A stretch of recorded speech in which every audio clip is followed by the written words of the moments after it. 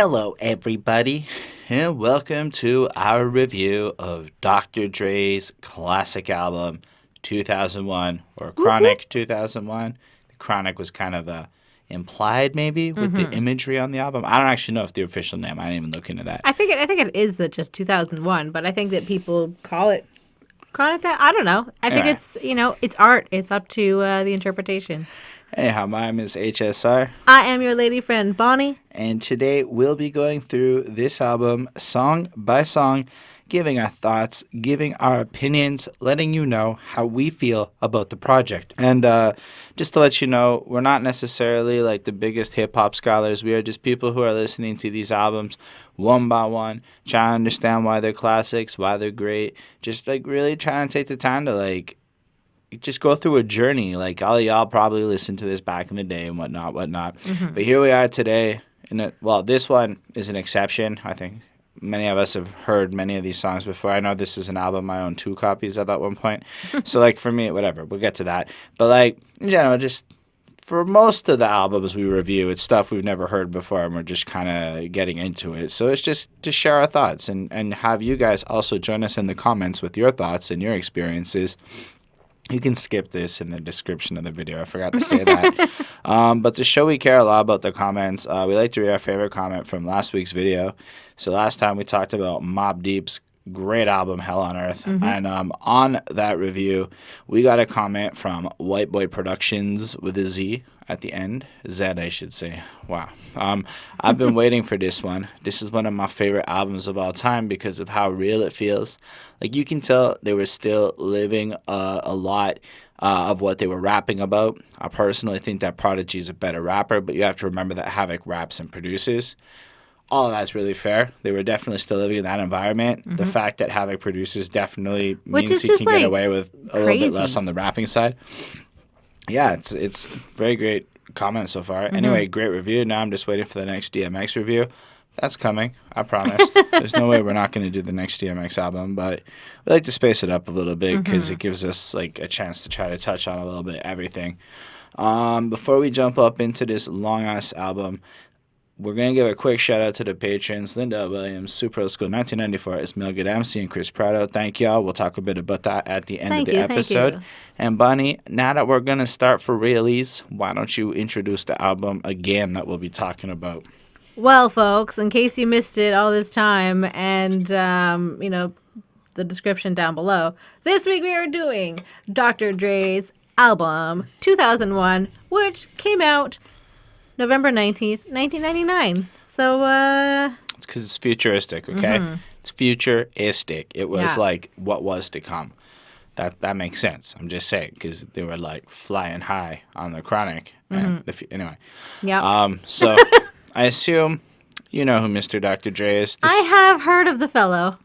This is the part where we kind of contextualize our familiarity with the artist of the album, just to give you guys a sense of where we were at coming into it. So, have you heard this project before? No, I've never listened to this album before. But like, I mean, obviously, there's several songs on here. Well, maybe not obviously because I don't know a lot of things, but there are a lot of songs on this that I feel like were unavoidable. And, like, we're just kind of a part of, like, mainstream. So unless you lived, like... Especially if you were born in the late 80s or, like, mid to late 80s. Yeah, like, this was just, like, everybody knows who Dr. Dre is. If anybody who knows who Eminem is knows who Dr. Dre is, which is basically, something that's mentioned in one of their songs. But, yeah, I mean, yeah, I know who it is. I was very excited to do this album. That's all I have to say.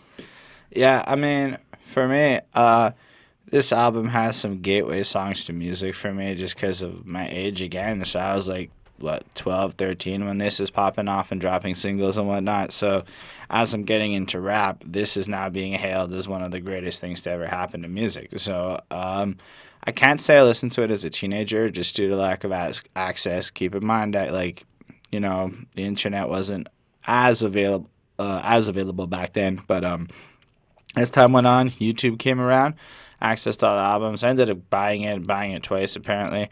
And I listened to it and I really enjoyed it. but I didn't really like necessarily listen to all of it. I just knew like the beats, and I really enjoyed the vibe. And I guess it was heralded as this is what like good rap is supposed to sound like. But at the time, it was a lot of just because I was told this is what good rap is supposed to sound like. So I don't know if I ever really listened to the entire album before the way I did this time around, but it's definitely one of the few albums going into it where I can say that I was at least somewhat familiar with every song on the project going into it. I already had generally positive feelings going into it. It was an easy listen, kind of like for like the whole album. Like you could put it on and just kind of it just flows.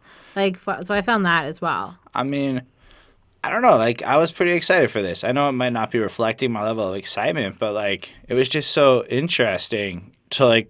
It's interesting to like approach it having listened to all of these other albums. Like we done the Chronic '93. I don't know how long ago we did it, but we did it somewhat at some point, and that was enlightening because again, I'd never really listened to the album at that point. It was like I'd heard it before, but actually going through it, it was like this is a pretty well constructed project for what it is. Like I was really into what Dr. Dre had produced into it, and then coming into this one. I guess there are just some certain things worth mentioning is the fact that Dr. Dre doesn't necessarily write all his lyrics, which is totally fine. Dr. Dre doesn't necessarily do all of the beats by himself, per se. He's more of like... There's a lot of help on this album. But like that's what I mean. It's like this is kind of like a compilation of the Dr. Dre experience and... everybody along the way, it's still like it's all touched with his hand and he has molded it into whatever, but it's more like this example of the best collaborating to produce like this interesting experience, basically all stamped with that like Dre-ness.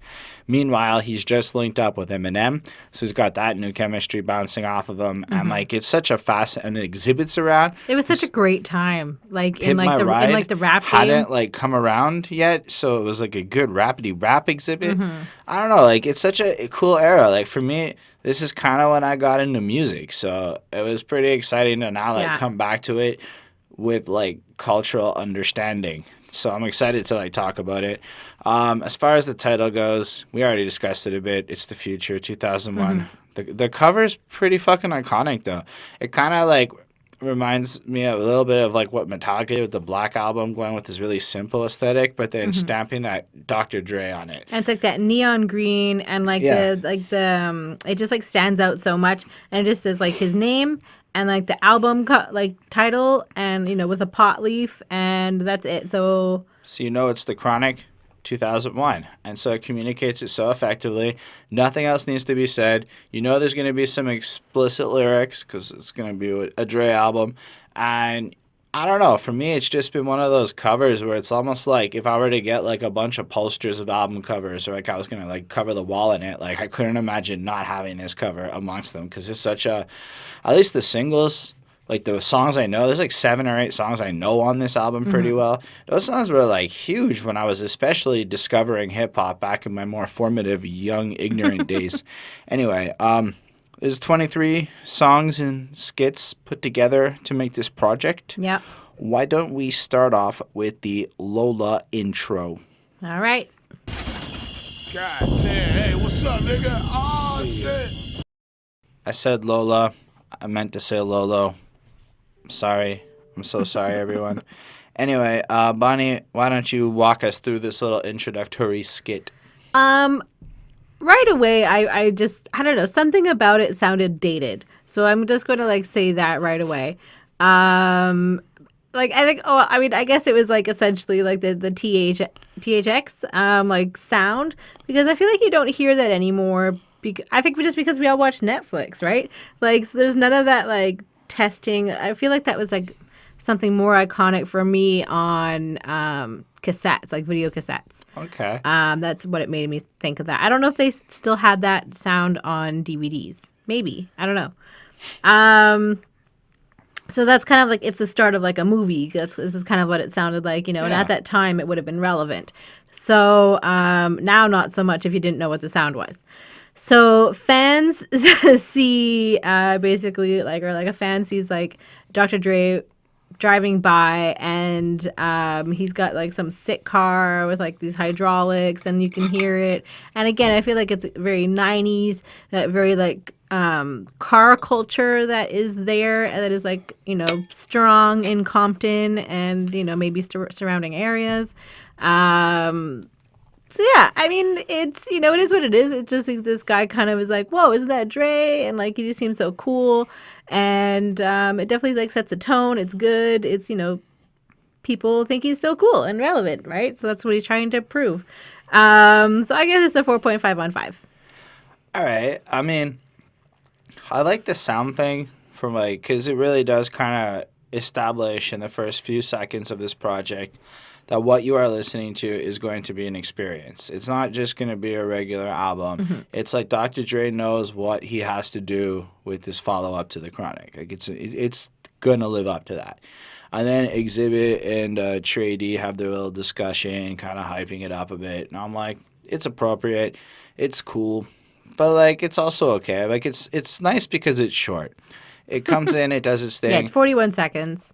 And I like that first part. And then, whatever, the middle part happens, and I could live without it. But really, what really sells it is when Kurupt goes, "What up, Dr. Dre?" at the very end of it, right before it sequences into the next song. Mm-hmm. I think that all things considered, it does its job. It establishes that you're going to have this West Coast Dr. Dre experience, and it really does establish that really well. So for that, I gave it a 4. But I don't necessarily enjoy listening to it that much. I just kind of respect what it does. Okay. And you'll notice with my grades that I've been called a skit hater in the past, and we might have some conversations on the way. Anyway, I'd rather go talk about the next one. It's just... The Watcher. Yeah, it's a lot more fun. Gang rage. How would you feel if niggas wanted you killed? You probably moved to a new house on a... See, I didn't know that Nas wrote this motherfucker. Okay, that made reviewing this album worth it, was realizing I was going to get to see some cool ghostwriting credits as far as this album went. Mm-hmm. And, like, when you're talking about most rappers, that's a problem. When Dr. Dre, Mr. Producer Who Can Rap, does it and other guys back up his rhymes, everyone's okay with it. So I'm all I just right. think it's so interesting that, like, somebody on, like, the East Coast wrote a song that's, like, representing the West Coast. I mean, it's a little bit later on in time, if I'm not mistaken. No, I know. It just feels like, I don't know. Obviously, the two worlds collided. But how do you feel about the song? Well, like, you know, we've got Eminem and we've got Knoc-Turn'al on this song as well. May I interject? I didn't know who it was for my whole life. I knew it wasn't Dre who did this hook, but he never clicked who did this hook. And then I open up the Genius page and it says Eminem, and all of a sudden I realized that's Eminem singing on this fucking hook. And I mean, I've heard this song for over a decade, and I just found that out like last week. And anyway, go on. Okay. So, I mean, right away for me, like, the beat was clean and hard. Like, it just, like, you know, it's very good. Like, his sound is very pristine. So he's talking about the progression of, like, the rap game and what's going on, and he's, like, watching, and he's making different choices from everybody else. And he's, like, moved out of the hood. He doesn't want to get shot. He's a family man. He's not involved in, like, the hood politics. He's not involved in that kind of stuff anymore. Yeah, I mean, so it's interesting. Like, he's obviously saying, like, this is where he's at in his life, and just letting you know that he's not into, like, all that little, like, whatever nonsense that everybody else is. There's kind of like an annoying beeping in the background. It sounds like a watch alarm clock or something, you know, when you hear, like, someone's like Timex going off. Again, 90s or 2001, whatever you want to call it. So we've got Eminem on the hook, which was great. You know, and basically just people are watching. He's just letting you know that he's, like, still connected to, like, you know, he's got all his, like, gangster buddies and whatever. So don't even try anything, because, you know, he can have, like, whatever, somebody there to destroy your ass in a minute with just a phone call. And yeah, so it's well done. He's just, like, letting us know he still knows and he's still involved, but, like, not, you know. So I give this a 4.75. That's fair. I mean, this is like, it's such a great song. Like, right off the jump. Mm-hmm. It comes in hard. Like, and it's almost like a response to maybe, there's a lot of criticism to, is Dr. Dre still relevant, happening at this time? He did The Chronic, and then I believe there was an Aftermath compilation album that came out at a certain point, and it didn't do very well. And since, maybe not being so involved with the Death Row Squad and times moving on, people are questioning. And if I'm getting this wrong, that's where the comments come in. Y'all can correct it. But that's how I understand it. So he links up with Eminem. I don't know around what time, but he's on the Damn album, so it's probably during the production of this. And basically, or I guess it happened right before because Eminem's first album's already come out at this point. Whoops. So anyway, it goes on through, and it's just from the very beginning. Things just ain't the same for gangsters. Times is changing, young is aging, becoming OGs in the game and changing to make way for these new names and faces. And it's interesting because at this point now, we're maybe 10 years after the birth of gangster rap and NWA, a little bit more. So we're actually at a point where he's now probably getting a little bit older, into his 30s and shit. Yeah. And now you got all He's these... obviously not running around. He's not a young kid anymore. He's, taking life a little bit more seriously. And so he just kind of prefaces it like, now there's new people entering into this, and things aren't the same. And then the song kind of just approaches him as a watcher commenting on the changes that are kind of taking place. Mm-hmm. So, like, people, like, the consequences to rapping and talking too much, where, people seem to get zipped up in bags. When it happens, that's it. I've seen him come. I've seen him go. Watched him rise, witnessed it, and watched him blow. Watched him get good, watched him lose money. Seen it all. I've won, I've lost. I've been through this gauntlet a bit.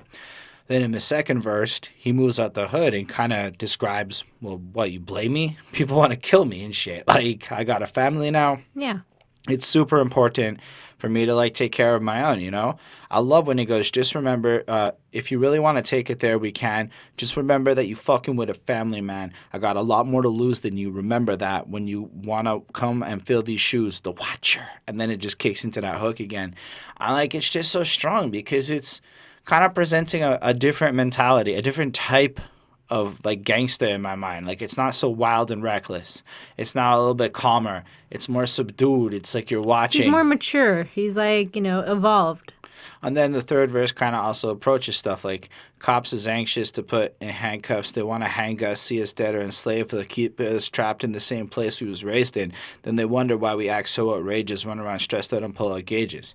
So, and at the same time, commenting again on the social politics of the situation. And I like how he takes that third verse to kind of show how the situation of being in, like, the hood is even evolved into something new. So it's not just a hip-hop game. It's not just whatever.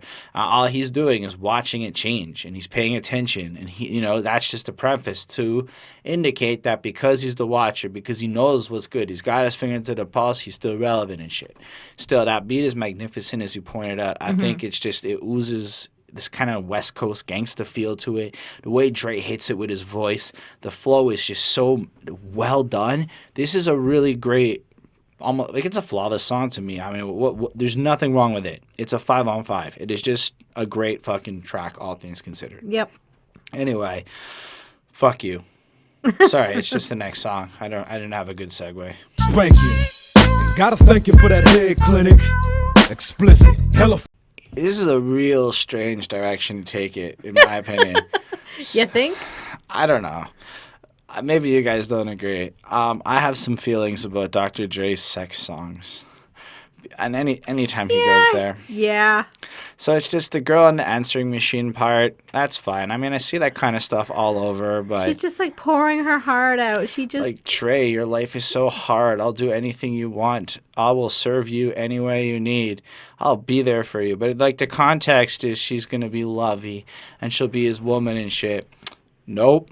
They just want to fuck. Yep. That's the premise of this song. You see, Dr. Dre comes in and basically gives the equivalent of a PhD thesis statement summarizing his entire point with, I just want to fuck bad bitches. All the nights I never had bitches. Now I'm all up in that ass bitches. See, Dr. Dre once was not getting the ladies. Well, this is very clear. Yeah, he had a committed relationship, no? Either way, once upon a time, I guess before NWA, he wasn't getting the ladies. And now he just wants to get up in the ladies to compensate for how difficult it previously was to get ladies. I mean, Dr. Dre, that's his words. That's how he chose to start the song. I'm like, Yep. cool. Anyway, the song's fine. Dre's ridiculous. Isn't this the one where he's like, I want to choke you or spank you? Yeah, use a bad girl. Gotta spank ya. Gotta thank ya for that head clinic. I mean, No. it's not like it's bad. It's actually just kind of weird. You know, it's just some dudes can pull off sex songs, in my opinion. I believe that Dre's into creepy shit. I'm into a little bit of creepy shit too. When you are and you say shit like that and it sounds like you really do want to go do that stuff, it goes from being kind of a flamboyant fun song to a little bit of you deliver that a little weird. That's my feelings on the way he comes in. It's just like, there's no flow to it. It's just a bunch of, I'm just trying to be as fuck a hoe as possible on this song. And I don't know, from Dre at least. It doesn't come off well. I'm not a big fan of it. It's just chicken head, chicken fed with a dick in your mouth out and about with you. It never took place. Call me next time you need a place. It's just like, I mean, that's cool. It's just not like overly great or anything. The beat, on the other hand, is pretty spectacular. It's got this great vibe, and if this comes on at a party and you like tone out Dr. Dre's creepiness, it's absolutely fun to listen to. I think Devin, the dude, does a great chorus. I think he's all right on his verse. He's the kind of guy that can run around talking about fucking your bitch 100 times, and I don't mind listening to it because he doesn't sound creepy doing it. He kind of comes in and sounds a little bit suave, has this nice little tone to his voice. I mean, you got the number. It's on to make the call. It's on you to make the call. You know I come quick to help redecorate your walls. See, whereas Dr. Dre's demanding and being enforcing, Devin the dude starts off his verse saying, "Milady, I offer you consent. You must come to me and show me that you want it to make sure it's okay and it's clearly communicated." So I'm not getting creepy vibes from Devin because he just sounds like a good player who, has some game.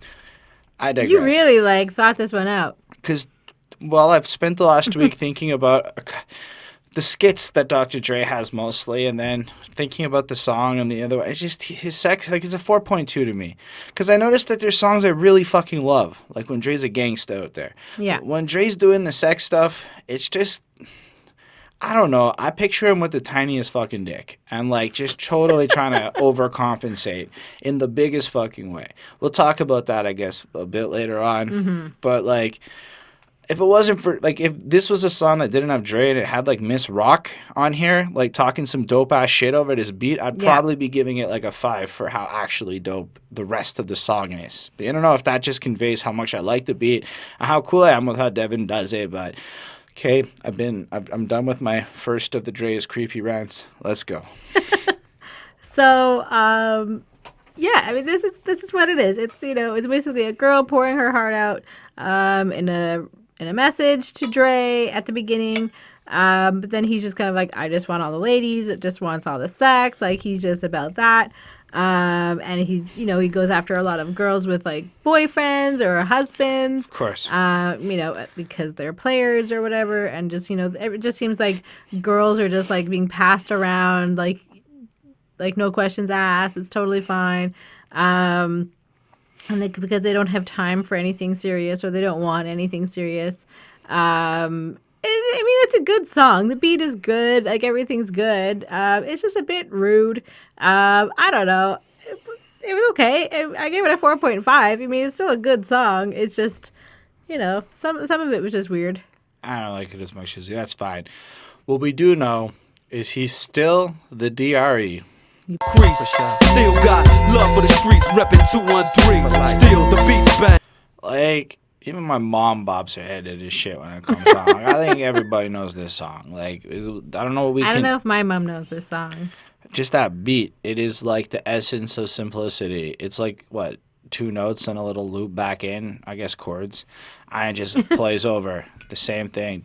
But the whole thing, it just sounds so West Coast. It just sounds like you're driving by, Cali on Venice Beach or whatever. Just it It just seems so Oh, cool. it's just fantastic, and it's like this beautiful, polished beat. But it's like the essence of simplicity. It's almost like the nirvana of fucking rap beats for how like much it accomplishes by doing so little to just create this vibe. Like, I bet I could go to any wedding, at least the people my age, and if this song came on, we would treat it like how my mom's people treat disco for like the actual effect it has. It's like everybody just freaks out. No, not many people know the words, but everybody all of a sudden is like, "We representing for the gangsters all across the world, Stu." You know, everybody starts singing out the hook. It's like it's a good time. I mean, this song is just kind of like Dre's still here, he's still relevant. Classic lyrics like, "Ladies, they pay homage, but haters say Dre fell off. How? My last album was The Chronic." I think to answer your question is that it took 6 years. That Yeah. would be the answer, Dre. Anyway, moving on. It's still a good line, all things considered. It's not like, and then you had the Aftermath project, so technically you had an album. Anyway, so I mean, like, it's a great line, all things considered. I really enjoy the way he delivers it, the power of it. Jay-Z wrote a fucking ridiculous rap song, and that's pretty fucking cool. Basically, at the time, they wrote this, and everybody tried to write the song, and whoever wrote the dopest, that's who it was. Snoop tried, a few other people tried. Jay-Z wrote the flyest. This song is a Jay-Z creation. It's pretty cool. And I like the fact that he used so many different writers because he ends up delivering so many different flows on this project. And it ends up actually breathing a little bit of life into this, considering its length. Whereas if it had just been maybe Dr. Dre by himself writing all these lyrics, it might have been a little more, I guess, the staticky. So I kind of appreciate the fact that, like, right in the beginning, we've already had a Nas one. We already got Jay-Z's contributions here. Like, this is a star-studded fucking roster of people who helped produce this shit. I mean, I just love lines like, "Dr. J is the name, I'm ahead of my game, still puffing my leaves, still fuck with the beats, still not loving police." And I learned what the word khakis was from the next line. "Still rock my khakis with a cuff and a crease." Because let's be real, I was like 12.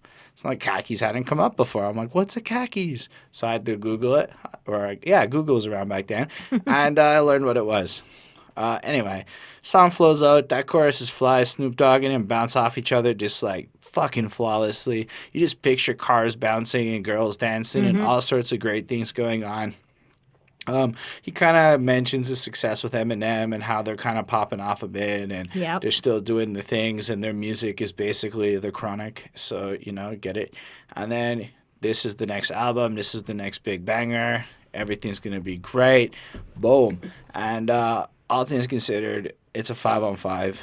Mostly because, like, they say a classic really is something that stands the test of time. And maybe not every song we talk about, I had the anecdotal experience of saying that motherfucker stands the test of time.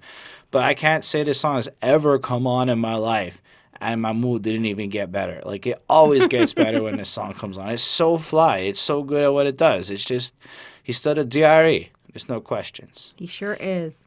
So yeah, I mean, same. Like, it's an amazing beat. You know, he's still here, same guy. He's making, you know, great music. And he kind of argues that he hasn't fallen off, like you said. And he's kind of made some choices at this point in his life that have maybe like burnt bridges or like, you know, have caused some like rifts with like different people. He mentions that he still smokes a ton of weed, so good to know. And we've got Snoop here, and he is like in his prime. Like, this is when he was like still like so good. Not that he's not anymore, but like this was when he was like young and sounded more gangster and like, I don't know, a little bit more. He wasn't quite 50. Yeah. Let's just say that. So it's great. And one of like the lines that Snoop sings is about sticky, icky, icky, which made me think of Ludacris. I don't know which one came first. I think I'm pretty sure this came first. yeah. So, anyways, this is great. It's a great song. It's a 5. Perfect. We agree that this song is fucking perfect. It's just, I can't emphasize how much I fucking love how simple that beat is for how perfect this song is. Anyway, it's clear that Dr. Dre and friends deserve their big egos. When niggas die every day over some shit they say, disconnected from the streets forever. So Dre's part is written by the DOC, which is cool because we see that almost throwback to that almost, I guess, NWA era of Dre. Yeah. And you can feel it in the way he's rapping here compared to, say, the last one where it had a more modern, I guess, to the time, modern sound. This beat is really great. This is like one of the more engaging ones. And I think it's almost safe to say that there isn't a bad beat on this album. I mean, I think it's the thing people care the most about. And Well, it's the thing that also stands out the most is like the beats are just like epic. Like there's just so many like interesting, well done beats. And while maybe the subject matter of some of the Dre songs is not going to be my favorite, and I find them a bit corny, in general, the way he delivers on these is pure perfection. I don't want to like come off like I can't recognize that Dr. Dre has this great way of delivering lines that just resonates perfectly, even if it is creepy sounding sometimes. But this song, it just kind of feels like here's like a brief history of like my significance for where I come from, and a lot of this stuff started with me. It resonated there, and it's like I'm just kind of gonna go around and keep doing my thing, but just remember that this song's dedicated to all those with big egos like me, who've worked really fucking hard, who've grinded, who put in that like foundation to accomplish some shit. Is it grinded or is it ground? I've never thought of that before. How about you let us know in the comments? Is the past tense of being on the grind to have ground your way to success? Anyway, and then Hittman comes in, and I love it because Hittman is one of those guys who goes on Genius and makes sure that he annotates lyrics himself. So sometimes he gets some interesting points. Yeah. Like when he goes rat-a-tat-tat, and there's automatic gunfire and shit, right? According to Hittman himself, you can see it there. It's verified with the green shade. The automatic gunfire is covering up some lyrical shots fired at Jermaine Dupri and DeBrat for hopping on a Snoop and the Dog Pound slang when the Chronic first came out. For those who remembered it, anyway, it's basically there's some lyrics there directed at them. I didn't ever know that. So for me, the fact that I've learned about like 8 new things about this project just coming into the review based on writing credits and this type of shit, I'm excited at least. I hope y'all are. I don't want to like comment too much on the actual lines. Nothing really stood out to me. This is like a song that I think is right in the sweet spot of this album. It's not like a super standout track. This is not like one of the top 7 songs on this album you're going to tell somebody to go listen to, in my opinion. Mm-hmm. On the other hand, this song is by no means bad. It's not even corny or anything. It's just like this honest, deep Dre like pouring his soul out to you, like saying, remember back when I was relevant, and then Hittman coming through and just kind of following up, and I don't know, we're West Side. That's what I felt from him. I'm with Dre, kind of co-signing the idea that he's relevant. And I don't have a lot more to comment on it. I gave the song a 4.5. I really do enjoy it. Yeah. Oh, and the outro. Sorry. Yeah, go Outro's ahead. Fucking hilarious. Why don't you talk about the song? We'll get to the outro then. Okay. So at the beginning, we have like a helicopter sound, but apparently this had to do with having a private jet. So like to prove like kind of like how rich and fancy he is a little bit. So I found that kind of like weird because it definitely sounds like a helicopter. So he's got a big ego. He's very successful. He's kind of saying that, people want to kill him and he's prepared for that. So, you better be prepared that he's going to be prepared. So he mentions California a lot, which is, cool since he's West Coast. And just sort of generally bragging about his life. It sounded a little bit like Charlie's Angels, like the sound of it. Like, I don't know, something about it stood out to me at the end. And yeah, you want to talk about the skit? Yeah, it's pretty fucking funny. It's just like Hittman's voicemail. Well, sorry, the outro is a parody of a Rolls Royce song, Love Don't Live Here Anymore. And then it's just kind of him talking about some girl that shouldn't call anymore, blah, blah, blah. And then he kind of cuts out of it's got like the singy voice, whatever, kind of sound to it. And then it's just like, I ain't at the crib right now. Leave your number and name after the beep. I'm on says Tammy's ugly ass. I ain't fucking with you. No, that was funny. Yeah. I thought that was really funny. It's like, hey, everybody, you ladies coming in. Tammy, fuck off. You smell bad. I said, you get this like says, you fucked up. That one time, it didn't go well. It made me curious to know what went wrong that Tammy got such disdain. But anyway, I enjoyed that a lot. Yeah. Overall, great experience. Yeah, so I gave this a 4.5 as well. There's like a lot going on like to this song. There's like a weird, like kind of like we've got the sounds at the beginning, we've got the skit at the end. There's like kind of like all different vibes kind of going through this song, so it's kind of like a whole story within a story. But it's good. So yeah, 4.5. The next one, Xzibit. hells yeah. Left stranded, just pop your collar. Pimp convention hoes for $1. 6 deuce in the plug. This is a song where I think Dr. Dre would have come off sounding really creepy if he had come in compared to like the overall vibe and tone. So the fact that he's not here is fucking awesome. I'm gonna throw that out there. I don't mean any disrespect because this beat is absolutely ridiculous. It's one of those like it just kind of sounds like people are about to start fucking by the end of the song. Like that's the kind of vibe it gives off. Like it's totally right next to that Kevin Little song "Turn Me On" for like effective. I think of getting a certain mood going. I might be wrong. You can tell me in the comments what you think. But in general, I thought a cool point from the writing credit perspective is that Royce da 5'9" is a songwriter on this one. And like I realized he was signed to Aftermath, but I guess I never really thought about it until this moment. But yeah, so I don't know what he wrote, but he was involved in writing this track. That chorus is ridiculous, just explosive West Coast shit. Ways attract girls, used to turn their back, causing me to yank their arm and pose like I would do them harm. Now I'm saying thank you because they tell me my shit's the bomb. So it's kind of a convoluted way of saying back then they didn't want me, now I'm hot, they all on me kind of thing, or they were afraid of me or whatever, but now that my shit's explosive, they want me. I'm fucking kind of cool. And then Kurupt.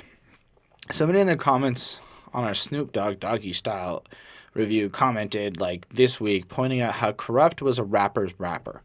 I don't really understand what he meant, so I was really like listening to Kurupt on this project since whatever I was going to anyway. Fuck, I see it, man. His flow and technique are really great. Like the way he enunciates it, it's really strong. Like I didn't realize it back when we reviewed it because I didn't actually realize how to detect things like that guy's fucking so on point. It's ridiculous. And just his overall flow, like West Coast shit over dosage. Now, what's really cool is I got to learn a new word because of that. So what he just did there is called a neologism. Neologism. Oh, yeah. It's over dosage. It's basically when you creatively make up a word to fit your purposes, which I suppose he could be criticized for being lazy, but I much prefer in this case using neologism, I'm probably saying that wrong, to describe it because A, it's a fucking great word, and it just, the flow is so perfect, and he follows it, Imperial Pistols, ferocious, fuck a bitch, don't tease, strip tease, bitch, the way he's flipping the words around, he's really good, is what I'm trying to convey to you probably a little bit too poorly. Then Nate Dogg's part. Now, if I've never conveyed this to y'all on this channel, Nate Dogg has one of those voices that, at least for like people of my age, I'm a 31-year-old dude. That means the whole Eminem era, all of this shit, and I guess before, Nate Dogg is just the guy for choruses and bridges. 2 to the 1 to the 5 to the 4. And like his voice is just one of my absolute favorites. And this whole thing is really just fun. Like real trees, chronic leaves, no seeds, and you're like, yes. You're like, yep, this makes sense. It doesn't need to be more than what Nate Dogg is doing. It's just perfect. Nate Dogg, keep doing that. Rest in peace, by the way. It's sad. I don't know who 6'2" is really, but I like him on this one. Gonna throw it out there. Because, like, right off the jump, I don't know, I'm not going too deep into the verses, but I got these freaky hoes clapping their hands, stomping their feet. Every now and then, they put their mouth on me. Again, not super creepy. Every now and then. It actually kind of comes in fun. Like, he's so carefree and airy about it. His verse flows on, and it really fits this beat. So the combination of how awesome all this is, maybe the vapidness of the song, I'm cool with it, but it's not like the most deep, profound one. And the lack of Dr. Dre make this a 4.5 on 5. All right. So yeah, I mean, this one's a slower beat. It's basically like a song to just like lay back to, smoke weed, have a drink, put this album on, just relax or whatever. It's basically a song that, you should get high to. And that is like the whole topic is basically like gangsters not being in love with hoes, and you should know better than that, and just kind of get high is the overall message. And then there's like some weird sounds at the end, which I found didn't really fit with like the entire song, so I found like that a little bit like jarring. So the whole song sounded good, but for me, like the topic matter wasn't that like interesting or great or whatever. So I give this a 4.25. It's still a good song though. Perfect. So why don't we talk about an absolute banger on this project? What's the difference? Talking like this, spit venom in interviews, speaking on reunions. While I can't say that this beat and song and blah blah blah has the same universal appeal as still the D.R.E, I can tell you I like this song a lot more than anything we've heard so far on the project. This is one of my favorite rap songs of all time. Absolutely. I also learned that the guy who does What's the Difference Between Me and You, etc.'s name is Phish just now. By just now, I meant last week when I did the review. But yeah, so I don't know who he is. He's not really featured. I don't know why they're so fucking weird about featuring people. Like, just fucking put Eminem on the Watcher and just, make it clear. Anyway. But this song is fascinating. So you have, now that, like, I know a lot more about the history of Dr. Dre and the squad, this whole first verse is so meaningful. It's like he's kind of describing how back in the day, everything was good. Business got fucked up. Things got weird. Now he misses Eazy-E and he wants to bury the hatchet. Yep. And the DOC kind of had a car accident that fucked shit up for him and his throat and whatever. So he's kind of sad about this. And he's just kind of reminiscing on some kind of problem, like just the way things have changed and the losses that have happened. And people are now kind of fake around him and questioning shit like, oh, are you and Snoop cool? What's going on with you these days? Not necessarily happy. And then what I didn't know is underneath the Do Not Resist the Beat is when he's going, claiming they non-violent, talking like they ruthless. I didn't even realize it was ruthless, like Ruthless Records. Interesting. Spit venom in interviews, speaking on reunions, because apparently at the time Yellow was going around being like, yeah, we'll have a reunion tour or whatever. Yeah. And Dre wasn't having that shit apparently. Move units, then talk shit and we can do this. And then I didn't realize at the time this was about DJ Yella, because I didn't know who the fuck he was back in the day. And so he's kind of commenting there, yo, go get yourself some clout and we can talk about making something. Don't just fucking piggyback on my name. And then I love the way he ends the verse.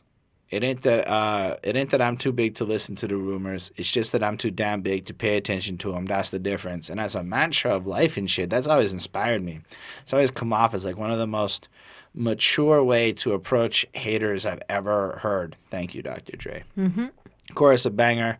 Xzibit comes in and just flows on how his lifestyle and his skills is completely different than you. His voice is just smooth.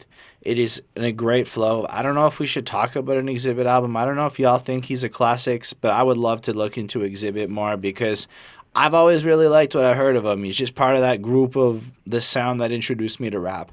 I like the way he ends his verse because it's just so different. What's the difference between me and you? What? Well, 5 bag accounts, 3 ounces and 2 vehicles until my death in Bangladesh that suggest to hold your breath till ain't nothing left. That's the difference. It's just strong. Yep. It establishes himself as like this kind of like crazy motherfucker who's living lavish, richer than you. But like it isn't coming off in the same kind of way where it's just regular ego. It just has a savagery to it.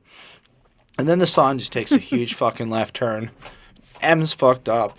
It's like, Dre, hold up. Start to be a minute. I got something to say. I got to tell you this shit right now about this fucking weed is in me. And he's just fucking tripping. And he loves them. And then Dre comes in and they're just brotherly. And then It's very M just kind of brotherly. like flips into his own verse. And he just does one of his better flows, in my opinion. It's just like if you were to say this is M at his height of great Slim Yes. Shady-esque feel, it comes in. I don't know, just even like the way he ends his verse standing out in such a stark contrast to the other two. What's the difference between us? We can start at the penis, or we can scream out, I don't give a fuck and see who means it. You can just picture a young Eminem ripped on ecstasy, spitting some shit like that. Yep. And the whole verse is fucking great, and it just ends the song in such a way like, this is so powerful. And it's, I guess, the first real prominent Eminem feature, which for me, I guess, it's nostalgia. But I think overall, this song just comes off like almost be yourself. That's the difference between me and you. Yeah. It's that I am myself and I know where the fuck I'm going. And there's like a self-awareness to it. Like each of these guys played their part. Eminem knows he's the weirdo But you know, white boy it comes kind of with guy. like that confidence. Like you have to like, you have to like own it, to start like acting like that. That's fair. I give this a 5 on 5. It is absolutely an amazing song. Yep. So for me, like the beat is like just amazing right away.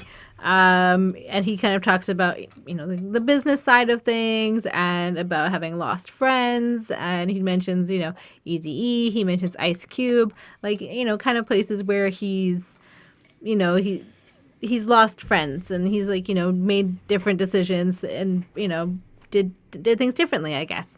And that's the difference between him and other rappers. He's willing to make that like cutthroat kind of like move if he has to for business.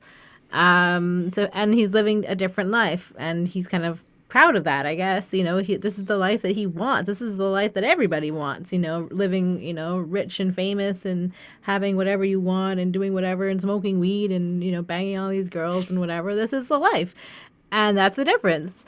And, Dre and Em are like BFFs, like and like they're just like brothers, but maybe a little bit more. And, like you said, M's verse is just like great. It's like so good on this one. This is an absolute banger. It's a great song. It's definitely a 5 on 5. It's amazing. It's got a great sound. Also, because I saw an interesting status on Facebook, do you guys like the term banger? How do you feel about it? Anyway, It's a hit. let's talk about bar 1. Okay. What the fuck you want? Damn, I have an album. Eddie Griffin's here, which is fine. I mean, I like Eddie Griffin. I don't have a lot to say about this. I don't understand why it's here. I give it a 3. Like, I don't dislike it, per se. But, like, if it just didn't exist on this album, I think it would be great. I guess it's supposed to serve as a transitionary piece into the next song. Doesn't do much for me. It again makes me feel like Dr. Dre has to like make it abundantly fucking clear that wherever he goes, women want him. And he's not just some scrub. He's not just some chump. He's like the creme de la creme. Like he needs to reinforce that to us. Like it's so important that we get that point. I can't think of another reason why this skit's here except to praise Dre's big ego, which is he's aware, which is cool. But man, it's just so not cool. Like all this time later, looking back, I think this is definitely a side of the album that I don't think aged well. Is Dr. Dre's need to like feel the love of women. I'm not into it. I'm sorry if that offends you and y'all think this is hilarious and shit. I'm not trying to take it away. I don't find anything funny really that anyone else finds funny, and I get criticized like all the time for how like not funny I am and shit. Like It's fun. So like I'm bad with humor. Maybe I'm really missing the point about this, and that's cool. I appreciate that that's a possibility and stuff. Still, it made me laugh at Dre. It made me think less of him as a man. Not as an artist, but it made me think less of him as a man for having this type of skits in here. And I guess maybe he's a different man now, but this, I don't know. That's just how I felt. Like, come on, dude. This is so uncool. Anyway, did you like it? Kinda, yeah. It's basically like there's a couple of ladies at a bar getting drinks, and like guys approach them, and or like they see, or like one of the girls sees like the guys are like coming up to them, and the girl asks if they're like fuckable.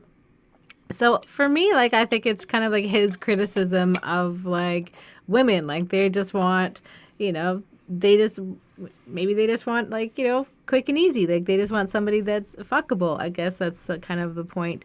But didn't he have a whole song already on this album? Yeah, about how and I think I think it is also like saying something, considering like the last song, it was basically like Eminem and Dre like confessing their love for each other, like at one point, like saying how much they love each other and all their best friends, and they're just gonna go skipping off into the sunset. So he has to follow up. Yeah, I still have sex with girls, and so like that's kind of what he's saying here. So, anyways, I could get behind that. for me, like it's, and I mean- think he wouldn't mind if you did. Like this, like all I'm trying to say is Dre's compensating for something on this album that doesn't need to be compensated for. If you are truly the self-confident motherfucker, Yeah. And I think it's like the running joke or whatever, obviously, that like there's something going on between like Dre and Eminem. I mean, there is that interview that floated around where it really does look like Dr. Dre is about to say, and then I blew him by referring to Eminem, and then Eminem abruptly looks at him like he's about to hit him. It's not conclusive proof of anything, but there were definitely those rumors about Dr. Dre's fluidity that floated around back in the day. All I'm telling you is, Like, it's totally fine, you know, you do you, but like, just let us know who you're doing, you know? I don't know. It's just, I'm not trying to imply that Dr. Dre is a homosexual. I'm trying to say that Dr. Dre is not making himself look straight with his overcompensating actions from my perception in 2018. Mm-hmm. Anyway. Yeah, I gave it 4 on 5. All right, let's talk about Light Speed. Okay. Raised like the ass. Came home uptight, ready to mash like a gas. How do you feel about this one? Well, it's another weed smoking song. You know, and this is featuring Hittman, pretty much. And Miss Rock and Knoc-Turn'al. Oh, yeah. Are on the hook. Oh yeah. And they just, he wants to smoke weed with like the ladies, and then, Dre talks about like being like, gangster and ghetto and hard and that kind of stuff. And I mean, there really wasn't too much else to say. It was like a nice beat. It sounded a little bit alien-y. It sounded like, like that. I don't know if I can do it. But I kind of like that, right? Because it's kind of like his music is the Chronic, right? And from that's what I'm taking from the chorus. Like, so his music is supposed to get you fucking just high. It is as good as weed, all things considered. Get you off this planet and hydro doja, chocolate, Thai weed, and I guess today it would have shit like it would be like Girl Scout cookies, and then Cushy Kush. I don't know. There's some other good ones. I don't know, blue cheese, and I don't know if you just got to go to the government website and see all the sold out products with ridiculous names. Plain packaging indica does look to be a higher percentage than anything with a fucking fancy name. Go figure, eh? So the plain packaging weed seems to be the best bang for your buck in Quebec's weed system, based on the percentages. Because there's percentages now next to the weed. It's so fucking weird.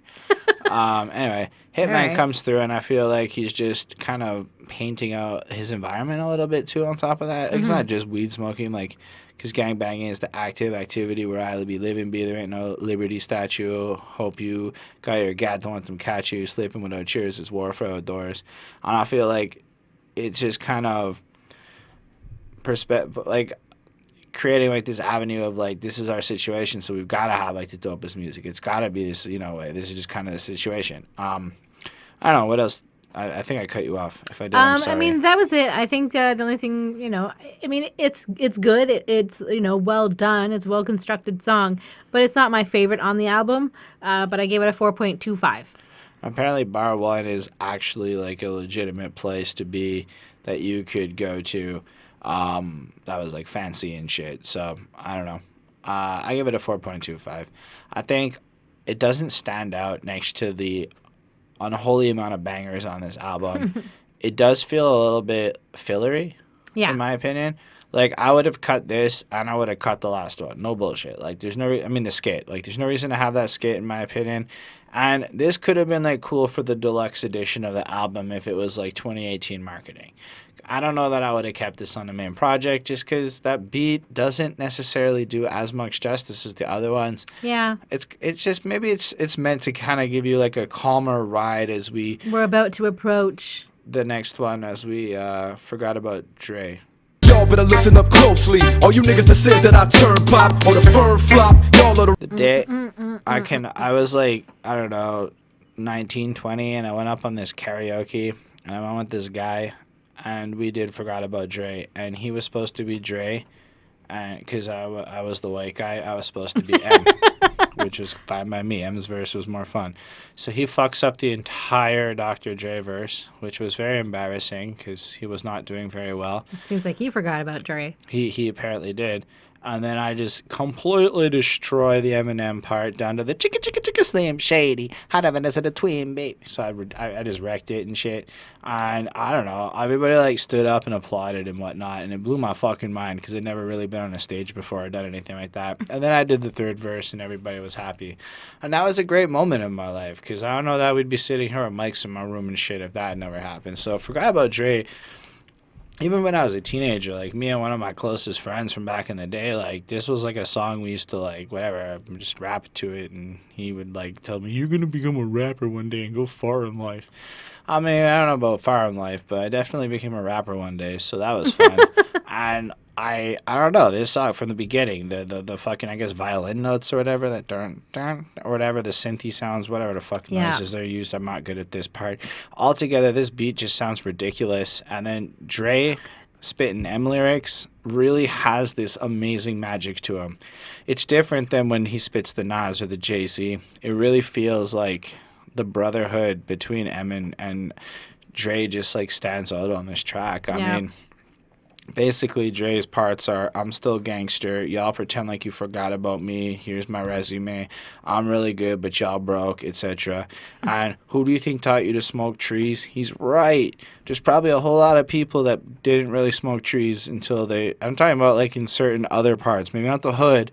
I'm talking about maybe the whiter parts. You know, a lot of people who saw the Chronic and they wanted to start smoking weed to be cool.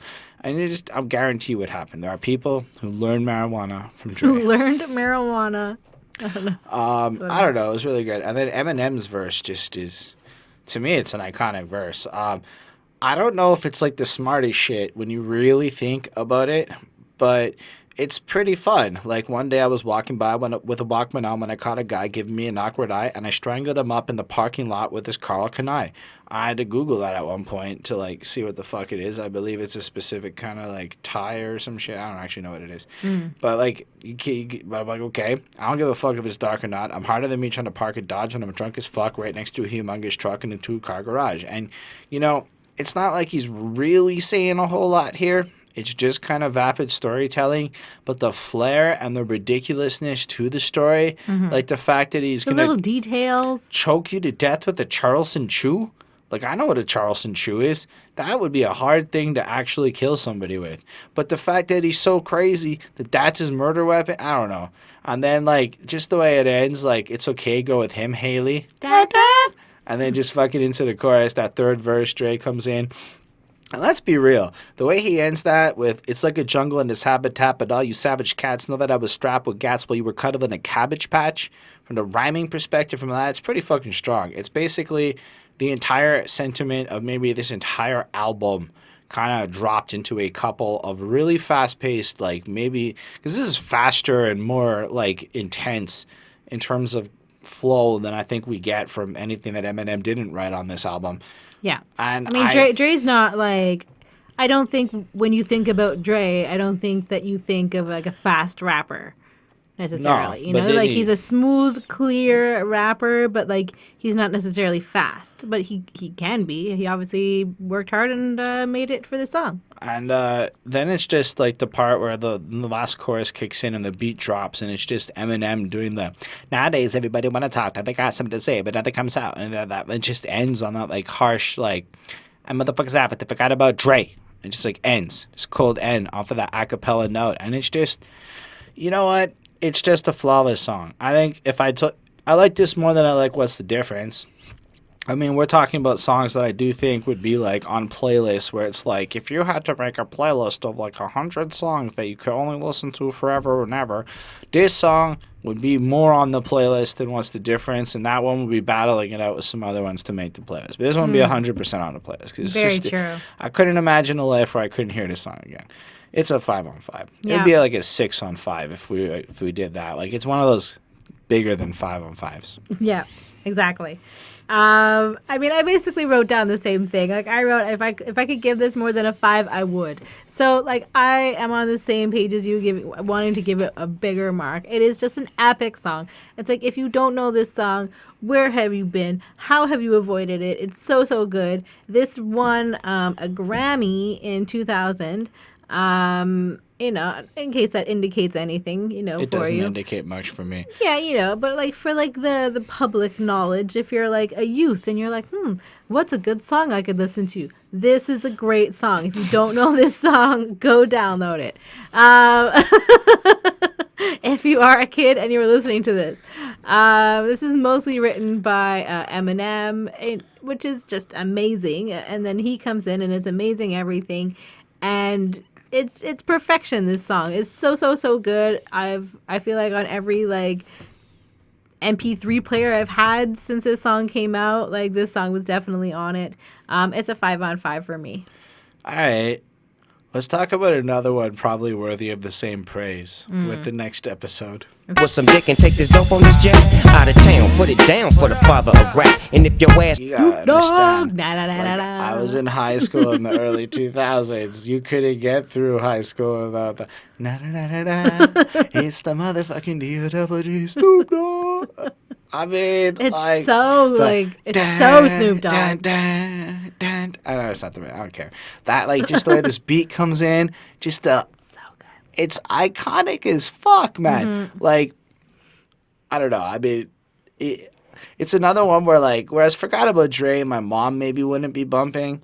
This one, my mom totally fucking liked. Like, this was one of those universal everywhere, even places where it was kind of weird that rap music was all of a sudden being I played. feel like if it was my mom, it would be the other way around. I feel like my mom would prefer Forgot About Dre to this. Yeah, but I don't know. What's interesting, what I learned about, is that this is not the original next episode that was referenced back in the Chronic when they go, like, wait for the next episode at the end of Nothing But a G Thing or whatever. That was a whole other song, which, if you check the description of this video, I have linked for you down below because I thought it was cool to just hear it. And it's just Dre and, like, Snoop on a completely different fucking beat, and it sounds absolutely nothing like that. But then this is the one that we ended up getting as the next episode, which I guess is the real official one. So if you want to check out the 93 version of the next episode, you can. But as far as this one goes, why don't you take it away and you describe it? I mean, I feel like I was just like so into it that I really didn't write anything much for this one. For me, it's just like an epic sound. It's an epic beat. The flow is like so tight, and I feel like my takeaway message is smoke weed every day. That's what I feel like is like the punchline of this whole song. It is. And it's like such a classic. Like, this is the classic quest. This is a classic. This is a 5 on 5. Like, it's just good. This is another one I think is worthy of that 6 on 5. I'm like, I don't know that I give them out a lot, but maybe it's nostalgia mixed in with whatever. But there's like whereas the M and Dre collabo is super tight and important. It's like equally as super tight and important as the Snoop Dre Dogg. and Snoop like team up. So to get those kind of back to back, and basically, in my opinion, right at the middle here, this is the pinnacle of the album. Like, there's nothing better than this moment on the project. But I like how Snoop walks into like whatever party he's in. Bitches looking at me strange, but you know I don't care. Step up in that motherfucker just to swing in my hair. He's goofy looking, he's elaborate, he's extra, he knows it, he don't care, he's gonna walk in and be the pimpin' man that he is. And there's just something about the intensity of Dre. Like, it's the motherfucker D.R.E, Dr. Dre, motherfucker. Like, it's just such a different vibe. Like, Snoop was all laid back, and Dre's coming in like harsh and gangster. It's such a perfect mix because it starts off with the dun dun dun, like like that's like the hard music, Salt and then we have and vinegar. They make a great combination. Sure, yeah. And then it just like even like the sound sounds like Dre and Snoop, if you know what I mean. Like, yeah. And then like straight off the fucking streets of CPT, king of the beats, you ride in them with your Fleetwood, and then it just kind of flows in, and it's just Whereas Forgot About Dre is the perfect like rage out there and like, you know, rapidy rap style of things, I think. This is the perfect party jam to like throw on at any vibe if you want to indicate it's time to get a little bit fucked up. And then Nate Dogg blesses us at the end with like hold up. Hey, like it's just like everybody fucking knows that shit, you know? And then the song stops. There's that unnaturally timed pause where you just try to get the smoked weed every day on time and you're always just a little bit early or a little bit late and it's just so weirdly timed, but it's beautifully done. Anyway, yeah, it's great. You guys get how I feel and how I guess Bonnie feels. Anyways, let's get high. Yeah, I just took some ecstasy. Ain't no telling what the side effects could be. It must be said that Eminem totally keeps Dre from sounding creepy on this one. Because, like, this beat is more of a fun one. They're going to get high. Mm-hmm. It's going to be a party kind of jam. It's a strange party jam because it's very aggressive in the tone of how they come off. Everybody's hard. So it's like a bunch of hard people getting high and letting loose. It's kind of my best way to look at this one. Anyway, Hittman starts us off. It's totally fine. And then it's like, is that Dr. Dre over there? And then, you know, like, Dre didn't write this when it's like, yeah, I just took some ecstasy. Ain't no telling what the side effects could be. I mean, that may as well have just been off of the Slim Shady LP. Like, all this, you just ripped it like, you know. It's like, yeah, I took something, it's not really like sure. one of Eminem's drug songs, but there's Dre. All these fine bitches equal sex to me, and plus I got this bad bitch laying next to me. You know what? Picturing Dre popping a Molly or an X for the first time, or early on in his that pill popping career per se. I guess that's what it sounds like. And he's getting high and he just wants to fuck everyone. Well, now he seems kind of innocent and cute almost. And so it doesn't come off creepy unlike the other ones where he's not on an ecstasy. You know, and he seems like a friendly, cuddly bear. Kurupt really steals the show in my opinion. I think he's fucking tight. I love when he goes, put something in your mouth, bitch, real tasty. I'm looking real saucy in my gangsta Stacy's. It's just, it comes in. Like, you can tell Kurupt is just consistently gangsta in the way he raps. And I just love it. It's a perfect finesse with the timing, the enunciation. Like, it's almost like some rappers, like, will, like, flow out a whole line. And, like, it'll just kind of be like the entire sentence is attached together as, like, a constant flow of just words. And then as you get better, it's like you can start inserting little pauses in to kind of break it up. And it's like Kurupt is able to almost make every word prominently have its own little place in the line as opposed to just being a group of things. I don't know if that makes sense to y'all, but I feel like he's that fucking tight with how he delivers his lyrics. And then just as, you know, what's up with all the punk-ass hoes in here and shit, Miss Rock is like, and comes in and just kind of tells, you know, some gangsta-ass bitch side of the stories. And I think she really does an excellent job kind of adding another side to it. My absolute favorite part of this is got y'all vexed to fuck this triple X-rated hoe. You say you ain't eat it. You ate it, though. And rock don't stop. Can't be dropping no drawers. Anyway, the fact is, you know, all these guys like, I don't eat pussy. I don't do it. And she's like, whatever. You did it because I told you to because I'm a boss-ass bitch. And if you wanted to get with this is what you're going to do. Mm-hmm. And as much as men like to talk all the things that men like to talk, at the end of the day, men like to do whatever they can do to get laid. And that's just the facts. At the end of the day, I give this a 4.5. Smooth-ass song, funner party vibe. Like, this one is really good. It's not, like, standout banger, but it's definitely not, like, anything wrong with the song either where it's kind of weird or anything. It's just got this perfect fucking vibe to, like, throw on if I'm at, like, more of a party vibe. Okay. I mean, like, right by the title, you're kind of like, I wonder what this song's going to be about. And, you know, it's about getting high. It's about sex. We've got Hittman. Hittman, I find, is, like, very good on this one. He kind of was good. Anyways, so we've got Dre on, and like I said, he's on ecstasy. And Miss Rock, and she's just, like, she's making money. She doesn't fuck with, like, you know, idiots. She doesn't fuck with any of these guys. And for me, like, the beat was good. But for me, like, it was, like, an all right song. Like, it wasn't, like, the best, but I mean, it's a 4 on 5. It's still a good song. All right. Why don't we follow that up and talk about some bitch people? Gang, nigga, stop that shit. We rock that shit. My nigga Dre, drop that shit. No. like, weren't we just at a party getting high and shit? Mm-hmm. Now is it, like, not the most solemn in darkness and, like, bad things are happening and it's just bitch out there and Snoop Dogg can't even handle it, you know? Yep, I hear ya.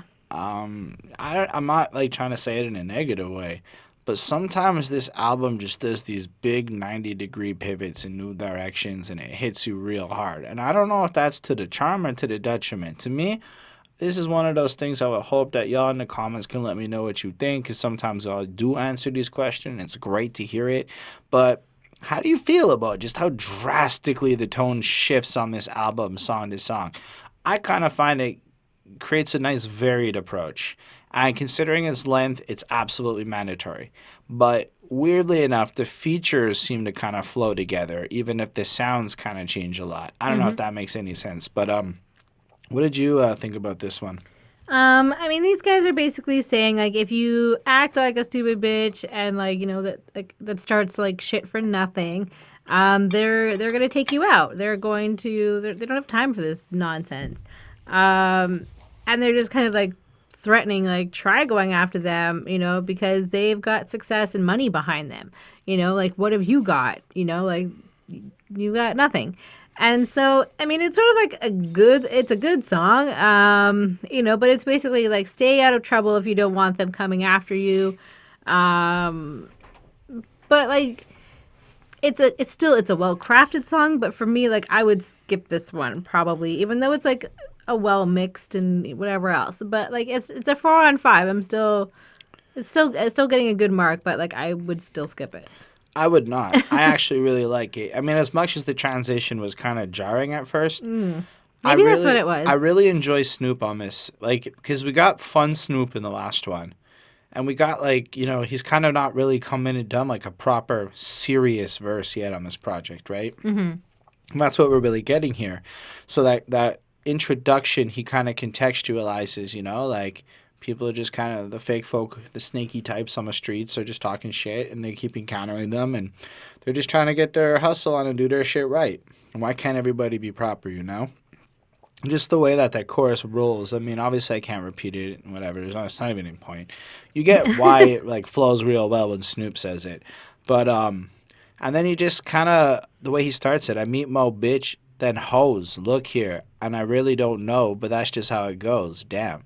And it's like a disappointment that it's like, at the end of the day, all these guys seem to be just so fucking useless and incapable. And he looks around, and even the women seem to be like fucking hustling and grinding and keeping it proper. And honestly, I read a book on the ghetto. Not to say I know a lot about a lot, but there is some interesting commentary on how the role of the black male has been emasculated according to the way the hood is played out. I'm not trying to comment anything more than what that one book over there, it's called Ghetto, says.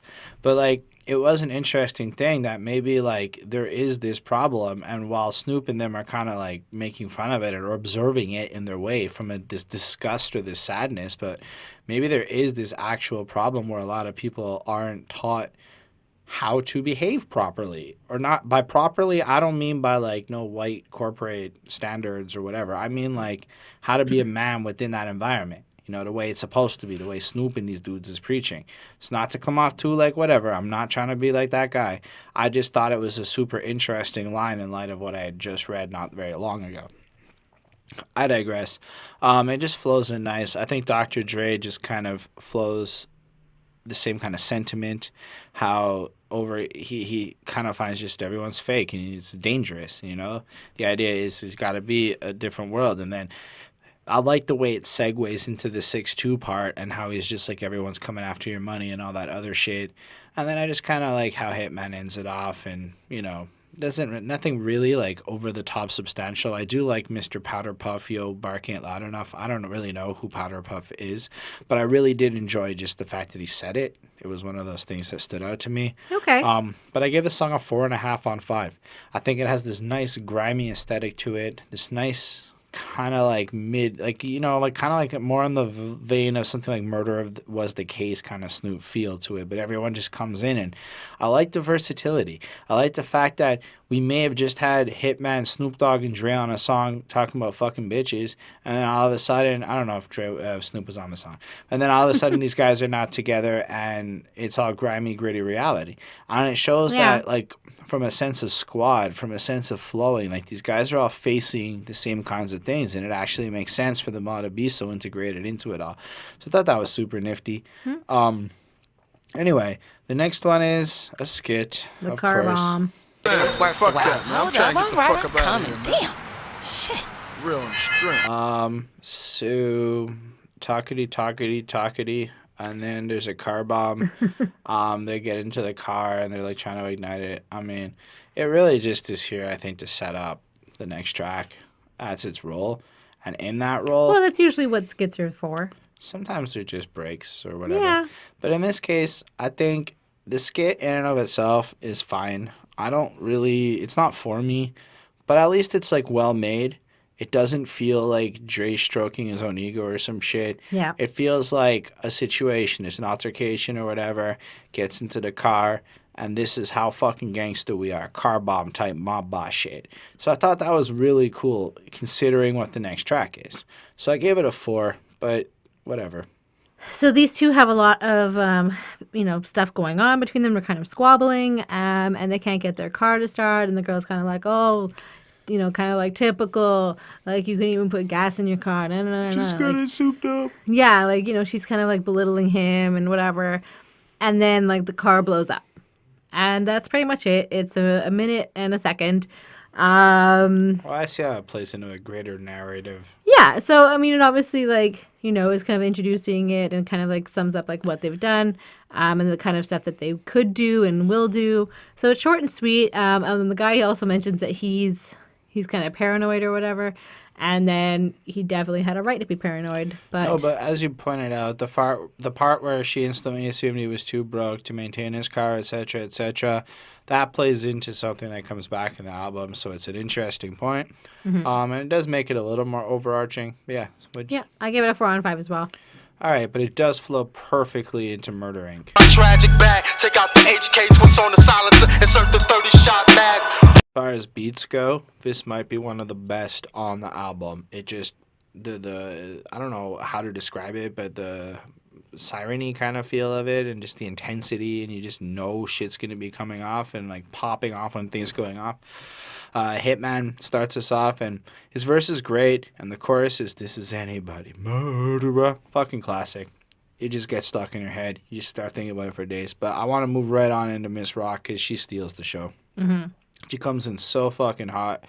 Murder is the fucking case. Rob this, take and shake the fucking spot because in a few it's going to be crawling with cop. Who's the bad bitch now? You crept on, paid the piper. I'm just like, fuck, eh? Like, she come in, she's doing all the dirty work. She's powerful and strong. She's rapping like anybody out there, And then who'd have thought a sexy bitch could be a murderous sniper, detrimental to your health? Should have learned your lesson, but it's too late. Bye-bye, better count your blessings. Like, as far as shit we've heard on the album, this might be the hardest verse we have heard so far on this album. I've been watching you, watching me. Yeah, you ballin'. Was. You finger fucked and steady falling. A thug with no love, but bitch, die fast, thug, die young. Oh, what, you thought you would last? And then she kills him, and then she goes home and jacks off her dude till his dick gets soft. Like, it ain't no thing. And then it's just like, this bitch is straight ill, serving ass with po-po. I'm a motherfucker. And it's just like, yo, that's one of the hardest lady verses I've ever heard in my entire life. Yeah. And it just fits on that grimy ass she's beat. pretty good. She definitely stands out. It is spectacular. This beat is absolutely spectacular. It has a great hook. I mean, I can't think of anything wrong with this song. If I were to talk about the list of those 7 or so bangers, this is 100% on it. It is one of those ones where certain crowds freak the fuck out like I do when that beat comes on. You just can't help it. It just gets you fired up. But I could also see how not everybody would get so jazzed up about it the way that I do. But I think this is, again, like, part of the timelessness of this album is like how many different kinds of bangers he dropped on this project. This is just another type of like, this is the best of this kind of sinister sounding ones on the album. Anyway. Yeah. I mean, yeah, so it's sort of like a creepy sounding song. People are coming after them. And they're going to destroy you in like the most like thought out way. Like they have it like meticulously planned. Like they will destroy you. And like there's no Dre featured on this song like as Good well. point. And he's also like, it's kind of like coming to the point where he's not really featured so much on all the songs. So and this is just kind of like him. It's short song, it's only 2 minutes, 2:28. For me, like it's a good song, like the beat is interesting, but like it's not like, maybe I'm like the not for everybody, like you said. Like for me, like this was like it still did, I don't know, like something about it like didn't work for me. But it's still a good song. It's still like interesting to listen to. I like that kind of creepiness, but I think you definitely have to be in like a particular mood or like something or another like for this. Like this is not like a morning song. I know something else that really like makes me like it. So when I was a kid, cruising around, we used to. My dad was really into the song "Here Comes the Hot Stepper," which is like has that. I don't. They call me something murderer, something gangster murderer, living like that. I don't really know all the words to it, but. So when I heard this, it kind of like makes me think of that song, which brings back to like, funner times, I guess, of riding in the car and all the music I was like as a kid introduced to. And I think that's part of what really connected me to the chorus right away. But still, it's a great song. I don't agree. This is very good on your way to work music. And you got to get yourself into that. But like, look, what I come to see. I said morning music. Like it has to be like, this isn't like something you would put on like in the shower or something. I would put this on in the shower. I'd be singing it out like right there in the morning, 7:30, washing my hair, screaming out this chorus. That is how I would want to wake up. But we don't wake up the same, so that's fine. Anyway, you guys just got some whole dedication. I don't know if I gave the grade. Okay, what's your grade? So yeah, I just wanted to say I give it a 4 on 5. All right, so y'all just got some whole dedication. Love the nigga, but I'm the pimp, motherfucker. I gotta be the player. I think you should start this one off. Well, I'm going to start off by just saying that there is definitely some truth in this rant. And I'm all a strong supporter of women. I'm all about that. But definitely men sometimes leave. Nobody's saying that doesn't happen. But sometimes women also participate in doing some sketchy things just to kind of keep a man, even though, like, for many reasons, things may be falling apart. And so a lot of women, some women, will kind of like hope to trap a guy by becoming pregnant. And rich guys. Because their mama taught them to go after rich guys. Yeah. And so, like, especially rich guys, like, they have to be, like, super careful about, like, who and what they do. Just look at Drake. I mean, very recently, this year. Yeah. Big headline story. Pusha T's writing diss songs about you and everything just because some girl got pregnant in that moment. Yeah. It's crazy. And, so yeah, I mean, obviously, women they're going to do something and then they're going to blame the guy for not being there for their baby. But really, like, this wasn't, you knew when you did this that he wasn't going to be like a person who was going to stay. Like, there was a chance when when you got pregnant that he still wasn't going to stick around with you. And that's why you tried to use this as Especially if like, he has a family and a whole thing. yeah. And so, like, that's just not like how you do things. Like, Instead of spreading a message like, yo, your daddy ain't around because he ain't shit, it's just be like, nah, your daddy ain't around because you was a hoe. You went out there and you behaved a certain way and there are consequences to those actions. So while... I mean, so both are wrong. Like, either way, when somebody leaves a child, it's not, it's usually right. But, neither is, a woman getting pregnant on purpose to keep a man because it don't work. Yeah. Yeah.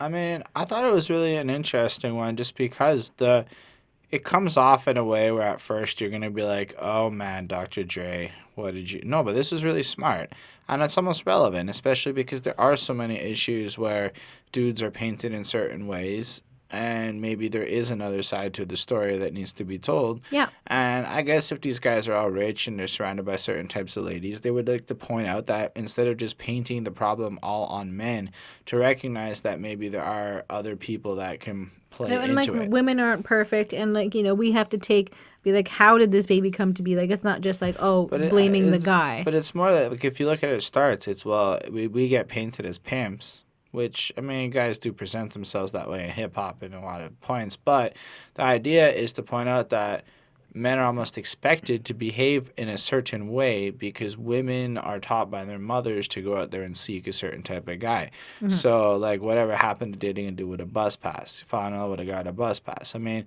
I can tell you one thing. When I owned a car, my dating life was astronomically different than when I had a bus pass. And I've talked to the ladies across all social statuses and ethnicities, at least in the Montreal. And most of them admitted that the car is a big deal. And just, I don't know what it is. It's not like they all want to, they don't have to own cars. He has to own a car. I agree.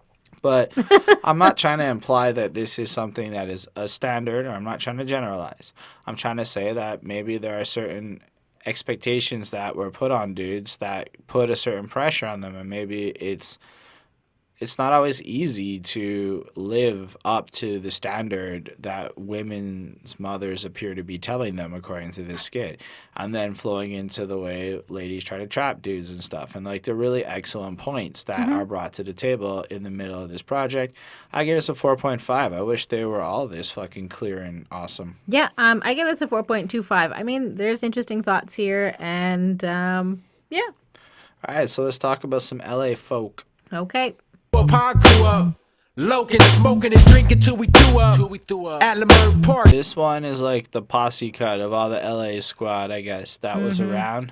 But like Xzibit might be the biggest player on this track at this point. MC Ren kind of comes in as like the legacy figure to introduce it. And then I've never really, I mean, I know who Hittman is because of his album, but like I can't say I really know who all the other people are. And I guess Knoc-Turn'al's done a couple hooks before, but this one just feels like exactly what it is. It's a posse cut. It's all the other guys having a song on the album. In and of itself, the song is fine.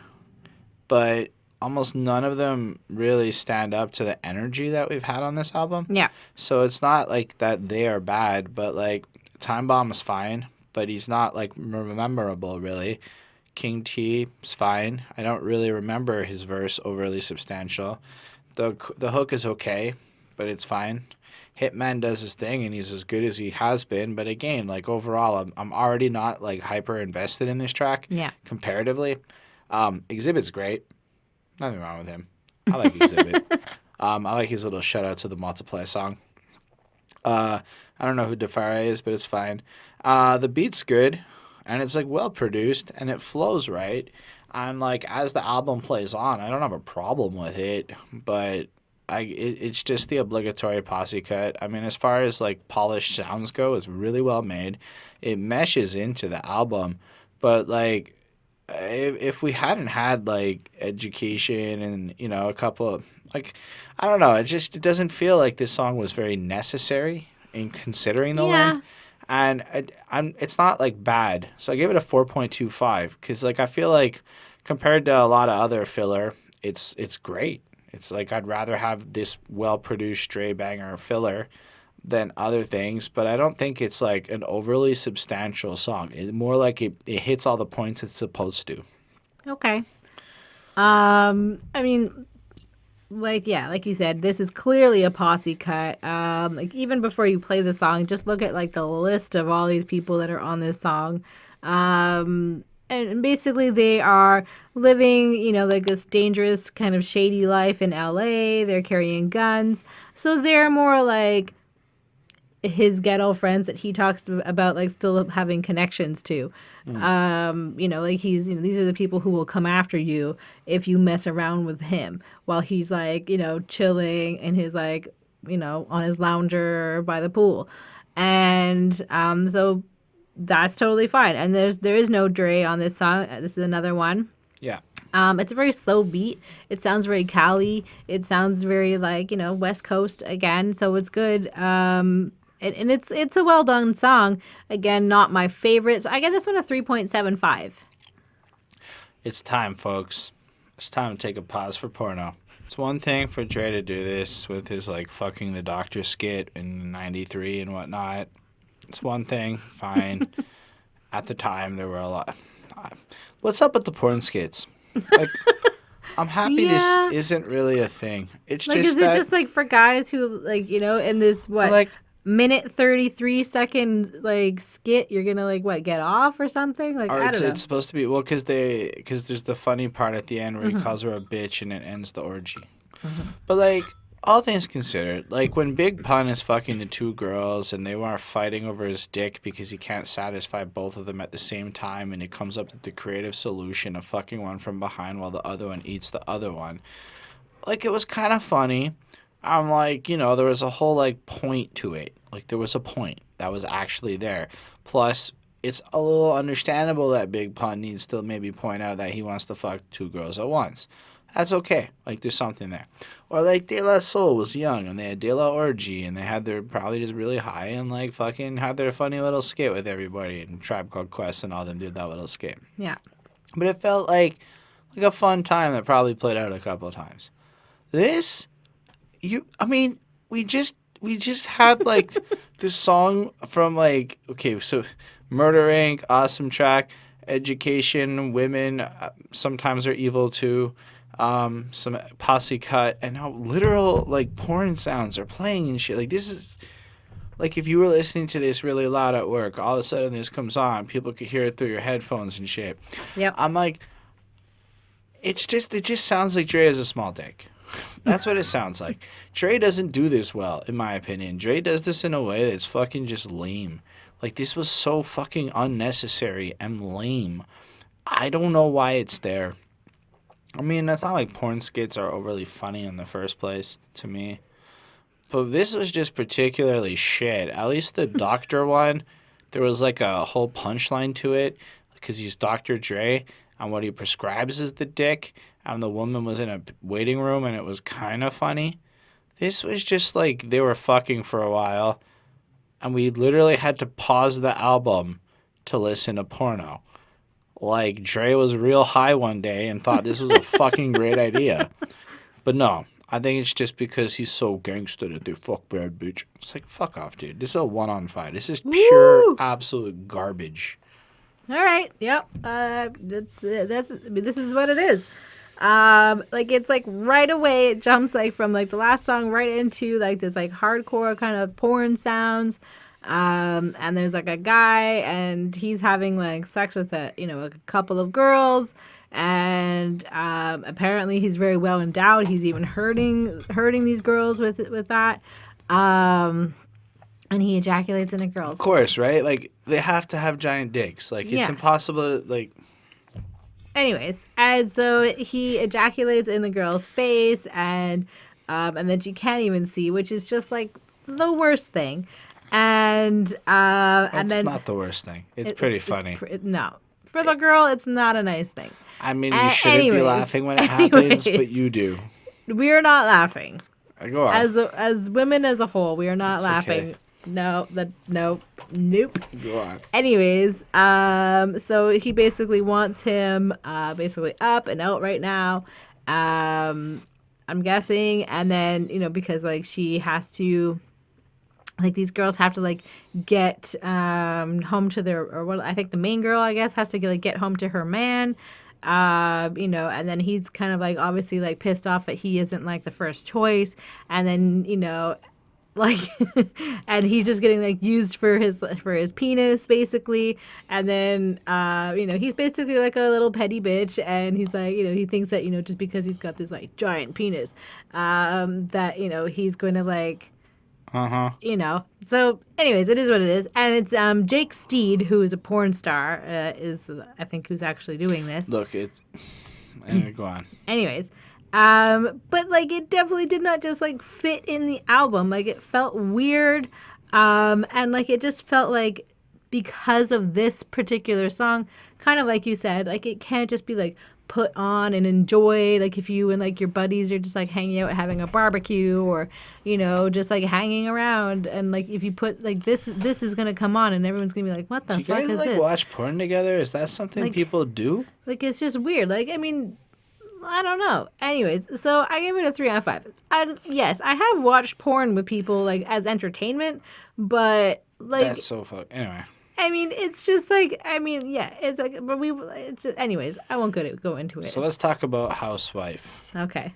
I mean, he found him a hoe that he lied, but you can't make a hoe a housewife. I mean, whatever. That is definitely the straightest lyric I've ever heard in rap music. That's all I'm going to say. It is the most gangster shit ever. Dre shouldn't do these songs. That's my thoughts. Like, I don't think he's a player. I think he's an aggressive male who somehow commercializes his sexual escapades. That's what I get the feeling from having listened to both these two Dr. Dre albums. Hittman sounds like he actually gets some pussy very easily. That's all I'm trying to say. Dre, I mean, he's worth enough money. As the great Jay-Z says, there ain't no such thing as a billionaire that ain't cute. So, I mean, it's not like Dre's lacking, but you could feel this, like, deep down aggression. Like, he really has some beef with overall ladies, is what I feel from Dr. Dre. Mm-hmm. That's okay. Apparently at this point when this album was dropped, he was laughing about the D.R.E situation and shit like that. So I don't know. He's where he's at. I don't mean it from a judgmental point of view. It's just my psychoanalytical brain kicking in. This song is basically like, I want to fuck your girl.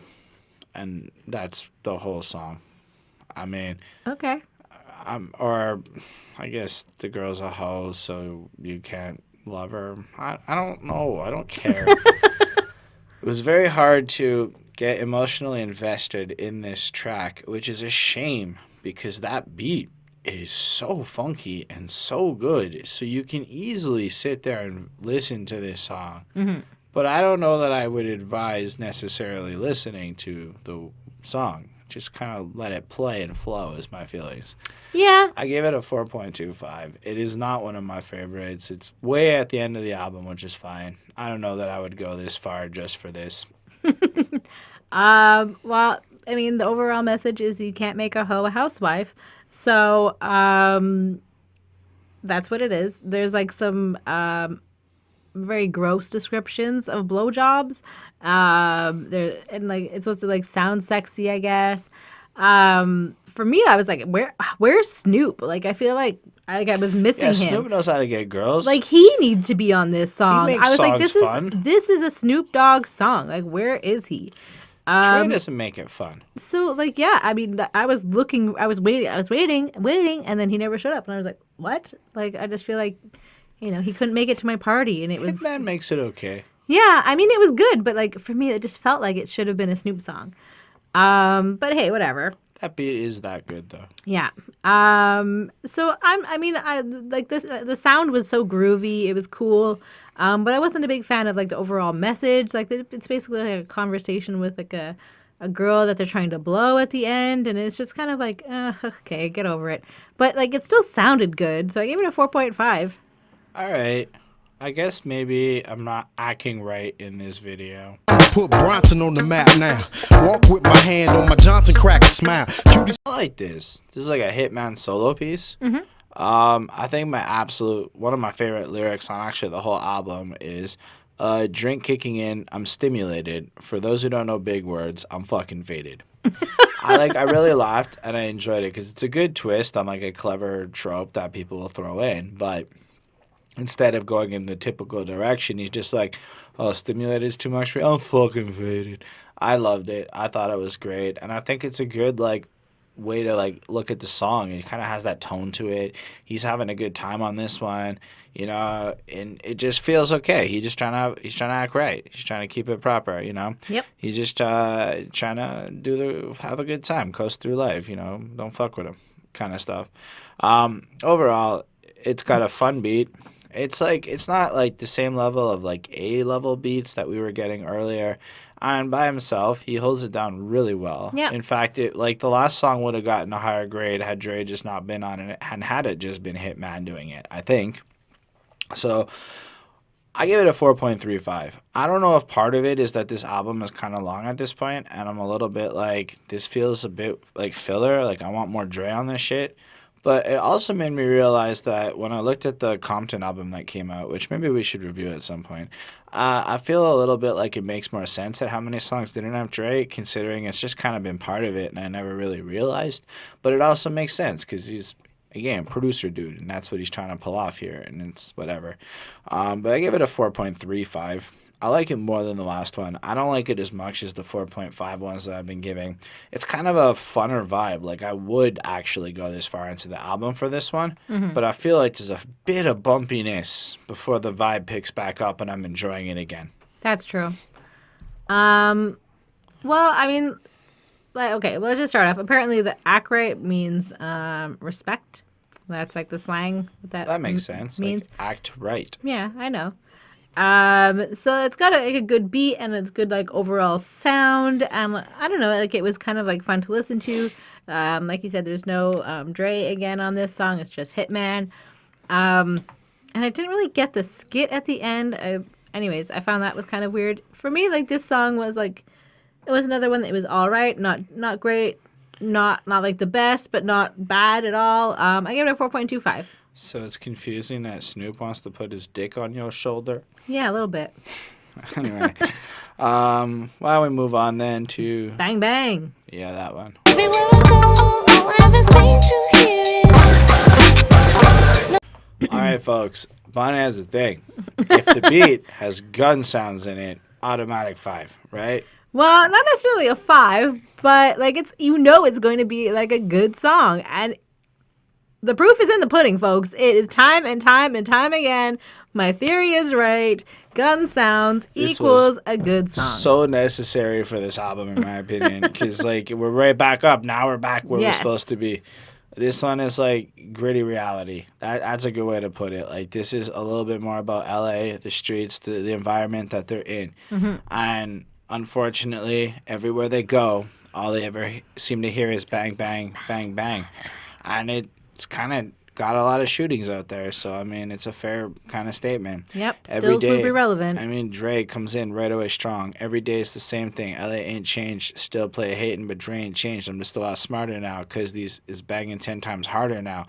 And it's just an interesting thought. Like he can't behave like he used to because everybody's kind of changed. Everything's more vicious. Everything's more serious, and it just flows in from there. But it's almost like he's crazier than Dre was back in his NWA days. You know, like, it's just such a strong, like, sentiment of, again, if you think about him as the watcher, and we've kind of gone through and he's proven he's relevant, now he's kind of commentating on why, again, he has to be a bit different. And then I love Knoc-Turn'al's part where he just kind of paints this picture of coasting through the streets and bullets whizzing by and just being, like, just kind of on edge mentality you need to have in order to like flow through it. And then Hittman does his thing, comes in, he's great, pulls it on through. I really enjoyed this one. I think that beat has got an excellent flow to it. It's got like a different feel to it. Kind of whatever sound to it. Not like that. Anyway, I give it a 4.5. I think we're right back where we needed to be on this, and I really, really enjoyed this song. Yeah. So for me, like this was like it was just great. Like in the hook, with the gun sounds, it was captivating. And Dre is back finally. You know, there's been like several songs where he's not been around. And for me, this one definitely sounds like a banger. And kind of discussing something that's, you know, relevant and to their lives and to like, way you know, more interesting than turning hoes to housewives. Yeah, and talking about, you know, the gun prevalence and like the gun violence and everything that's happening, and it feels kind of like a similar message that we would have got from like an NWA songs, because it feels like something that they would have discussed, and I think that that's kind of like something that they touch on. And I also wanted to touch on something, another kind of like jabby kind of a point. Was from Hittman, and I thought that he made this this little bit here that I'm going to read, like it stuck out for me. So tell me, Now tell me, what the fuck is this, man? Blank's doing brothers in worse than the clan. Can't even stand in front of your building and chill without yielding. 12-year-old children that kill, blood spilling. Thugs be illing, unnecessarily slugs filling the skies, usually drilling the ones that wasn't willing to die. So, like, this is, like, just, like, that chunk was just, like, it's basically, like, we're killing ourselves. I think that that's kind of, like, what he's saying. It's, like, look around. Like, this is, like, crazy. Like, kids are doing this and, you know, like, everybody's involved. And it's just kind of like, what is happening? Like, we're killing us more than anybody else is killing us. And I think that that's kind of, sadly, is, you know, sometimes the truth. And or it was at this time, or you know, it seemed like it was, and you know, from where he was standing.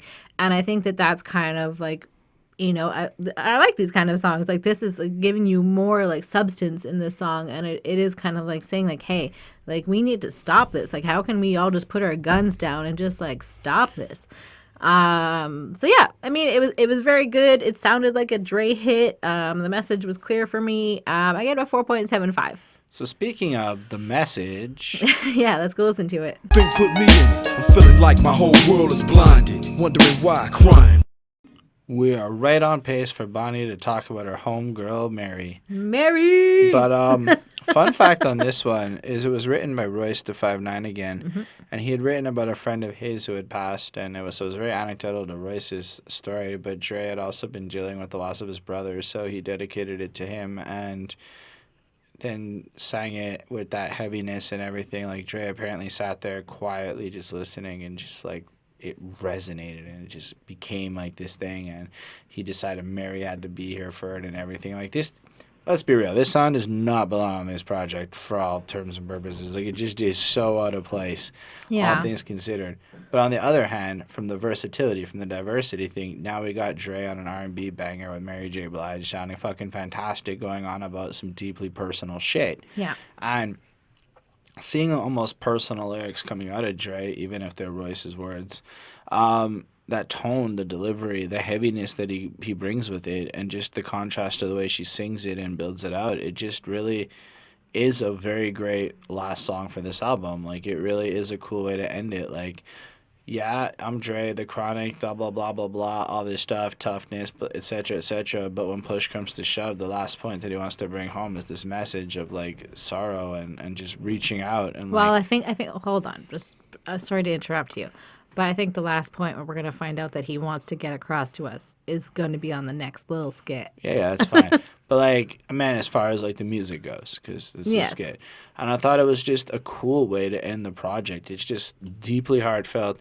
It's really good. It is 5 minutes and a lot of singing. Yes. So I gave it about a 4.5 on 5. But it is the right kind of song for what it is. And Dre actually sounds spectacular like this, and it would be cool to see more of that side of him. But it was just, like, again, it was a bit weird. Not bad, weird. Okay. I mean, I think it totally fit on this album, actually, because, you know, especially with the last song and how it was all about gun violence and basically like what's going on, and to follow up with like, this is the result. This is his direct result of you know, gun violence and, you know, his brother getting killed. And this is about his brother D.R.E. And it's like a message to God as well, kind of like talking to both of them, you know, kind of like saying like, hey, like, watch out for him. Like, you know, he's my little brother. So it's a very real song. And it's like, he's not trying to be gangster. He's not trying to be hard. It's just sad and honest. But like at the same time, kind of like accepting that this is kind of like what his reality is, and just kind of like having to deal with it. There's like a beautiful harp. And like, you know, kind of like jingle bells are kind of featured in the background, I found. And Mary J. Blige is absolutely like beautiful to listen to. You're like, oh, like she just sounds like an angel. And so, I mean, of course you would want her on like any track that you do like this if you have the power to make that happen. So it's definitely like hard to like just give up your brother like that, or like, you know, anybody. And this is obviously something that, you know, maybe like you said it was was it Rasta 5'9" that wrote this one? Royce da 5'9". Oh, sorry. Well, like he wrote it about his friend that had been killed. Yeah, that's exactly it. then I'm sure Dre, that's what I like, was thinking. I mean, he must have had like a personal connection. Dude got like, if I believe it, he said that he got shot in the head or something like that, and it was Yeah, like, that's a pretty personal connection. That's terrible.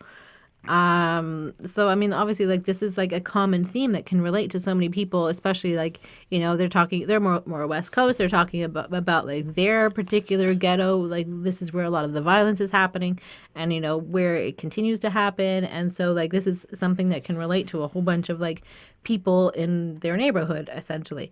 yeah.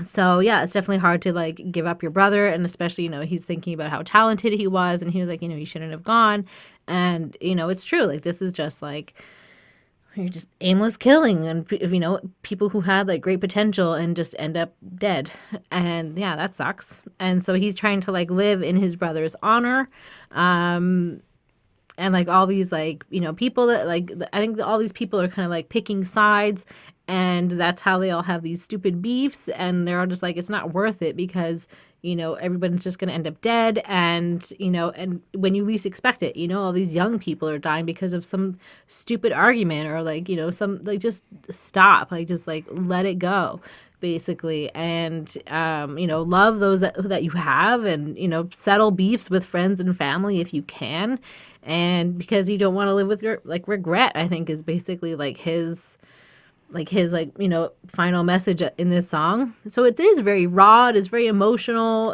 it's very honest, and it felt like the real Dre, like it felt like Andre, like it wasn't like it felt like a little bit more personal.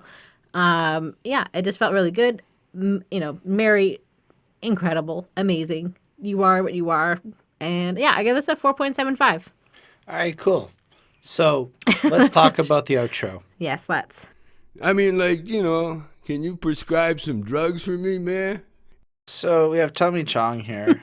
And you can't listen to this song without like laughing. Like he's And just then like he's just funny. like, oh, you're a Dr. Dre. Haha, you're a real doctor. Can you prescribe me some drugs Like for real me, man? dude. Come on, dude. I'll split whatever I get with you. Ha ha ha. The Chronic. And like, it's not so much the skit.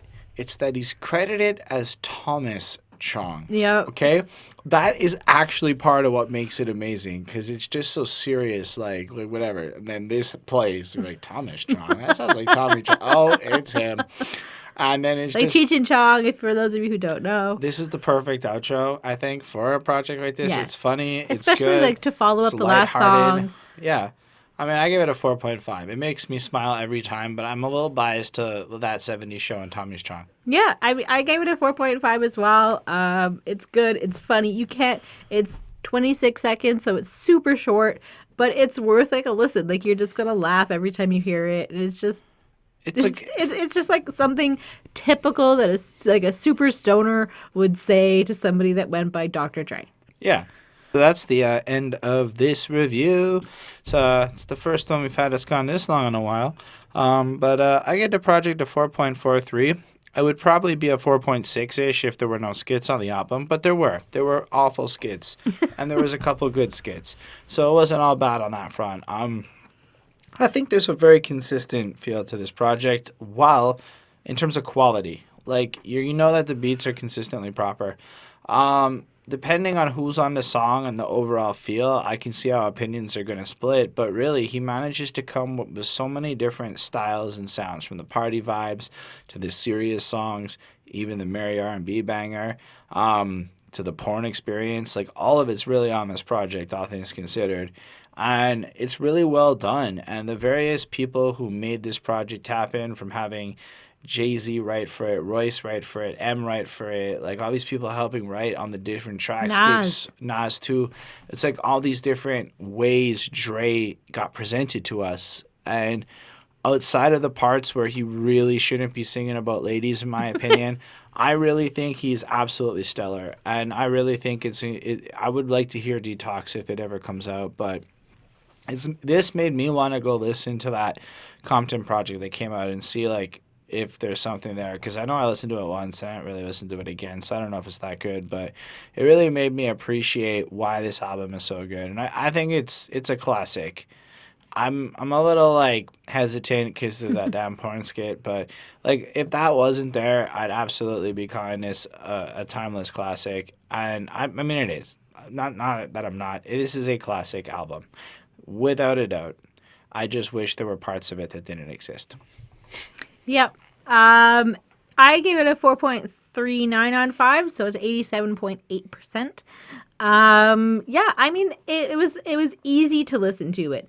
Like, it was because it is produced so well, and like it doesn't really matter necessarily what some of like the lyrics are, but like the overall sound is going to be pretty good, you know, with the exception obviously of like the jarring porn. But like it's still, even like the porn, like it's at a quality that you would want to hear, I guess. So like like the whole thing is good. And there are some like absolute hits and standouts on this album for sure. Yeah, I mean, go check it out if you haven't. Don't be like me. Be like you. Yeah. And I guess. Anyways, I'll stop talking now. All right, so thank y'all for watching. Let us know in the comments what you thought of this review, what you think of the album, what your first experiences hearing the album were like, if you knew about all those ghostwriters. Let us know just what you thought in general. Special thanks to the patrons, Ismail Gadam, Chris Prado, Linda Williams, Super Old School 1994. They support us. If you want to join us and help us grow, you can join the request pool, where once a month and we'll do an album that's picked from Patreon, and when you sign up you get a free album review that we'll do the following month. We'll soon be starting a Discord, so we'll have something that'll get attached to Patreon some way, access to content early when we're on time, and all that good stuff. Anyway, if you're not into that, you can do the typical YouTube thing. Subscribe. I wouldn't recommend turning on the bell because I want to put out a lot of videos, so you can if you want. Hit that like button, please. Hit that subscribe button. Like I just said, fuck, now I'm doing this wrong. Comment. You can comment and point out how bad I am at this. Hit the dislike. Yes, we love it. We love all the terrible comments. Absolutely. I will answer all of them. Anyway, this has been long. Catch you soon, and peace and love. Live long and prosper.